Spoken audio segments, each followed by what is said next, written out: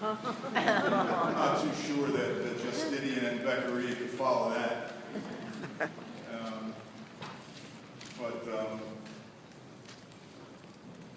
This is an overwhelming time, and the most overwhelming time I've ever had. When Bill Fidulo interviewed my dad for that article that he wrote in the Bar Reporter, which was unbelievable. He said to me, "I have another surprise for you, but I can't tell you." And that was surprise enough. So for you guys, he said, "But I'll tell you in a couple of days." So I figured he was going to take my father and I to Nick's Roast Beef. Because that would have been enough for me, frankly. Next thing you know, he says that we're being presented with the Beccaria Award. And I was flabbergasted. I've been flabbergasted ever since that time. I was have to thank the Chancellor Mattioni and the Justinian Society and the Bar Association through Bob Mensch for giving us this award and to receive this award with a 105-year-old icon who's been my mentor my whole life, not only in the practice of law, but in life and golf. And of course, I never achieved anything better than a 14 handicap. He was a 2 handicap. And it's just amazing. He's been an amazing influence on my life. And I was just thinking that he was chancellor in 1949, 65 years ago. So Chancellor Mattioni, at 65 years in 2079, you have a lot to look forward to.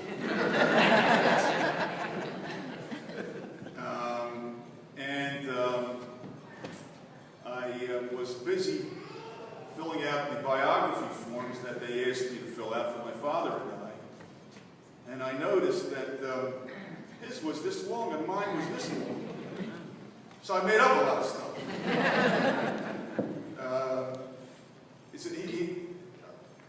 To say that he's wasn't the greatest influence on my life would be just something I can't say. But I just want you to know a few things about him, which he would never tell you. He got drafted in 1940 as 31-year-old, and he was unable to pass the physical in the Army. So he tried to enlist in every other branch of the service, and they all rejected him because either his eyes were bad or because he got rejected by the Army. But he fulfilled his civic duty during World War II by being an Air Raid Warden and the Draft Board and the Ration Board and other civic things. And I used to ask him, "Dad, what did you do during World War II?" He says, "I fought in the biggest battle of World War II, the Battle of Mifflin Street." But also, something which he would never talk about, but some of my cousins are here. My cousin Anthony Pierantozzi and my cousin Joe Rigolizzo, their parents were away in war. Anthony's father was killed in the war.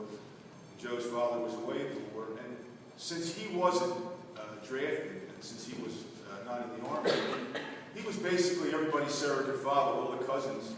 Of course, before I was born in 1950, Anthony and Joe were eons older than me. And it wasn't just Anthony and Joe, it was both sides of the family, his side of the family and my mother's side of the family. And he really took care of the kids in the family like they were his own children. Again, he would never want to talk about that. But what I have done was easy after I came after him. He made it easy for me. But it wasn't so easy for him. He was one of the, although his name is not on the charter of the Justinian Society, he was there when the original guys did it. He had to take off a year to work. And what he wanted me to tell you folks was that in his memory, the driving force behind the original Justinian Society in 1935 in Philadelphia was a lawyer named Vincent Valderrama, who lived at 17th and Rickard. tells me, my father tells me that he was the real person who was extremely the most important person in starting it, and that they used to meet at the PSFS building. Apparently they had a roof garden at the PSFS building, and that's where they originally met when they first formed the Justinian Society. And he wrote down a few things that he wanted to say, but he's very overwhelming. This comes from his mouth. He was going to say and wanted to say, it's great that the Justinian Society still exists and that it's so successful. We would never have envisioned this in 1935 when we started the Justinian Society. So that thought comes right from one of the original guys, and I'm so proud and honored that he was there when this thing began. And one of the other things I remember is in 2012, the Justinian Society honored a guy named Joseph Corradino, who was CEO of the... Thanks, Abby. Just like a goldfish. That's my granddaughter. So anyway, Joe lived at 2600 Colorado Street, and my father was at 2500 on the corner. And Joe was CEO of the Pennsylvania Real Estate Trust, a multi-billion-dollar business. First thing Joe said when he spoke, when he was honored, and he never told me, I knew Joe from working out with him at the gym. He never told me he knew my father. He gets up when Justinians honored him, and he said, I want to tell you a story about a young kid growing up on the 2600 block of Colorado Street. Me.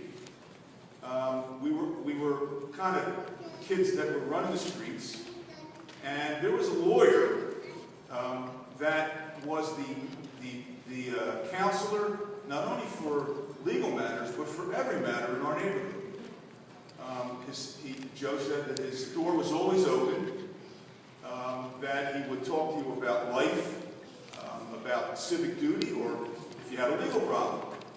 And he said that was Dan Randine. And again, when I was there, I was shell-shocked when Joe said that. But it kind of made me think that as lawyers, people are looking at us, whether we know it or not.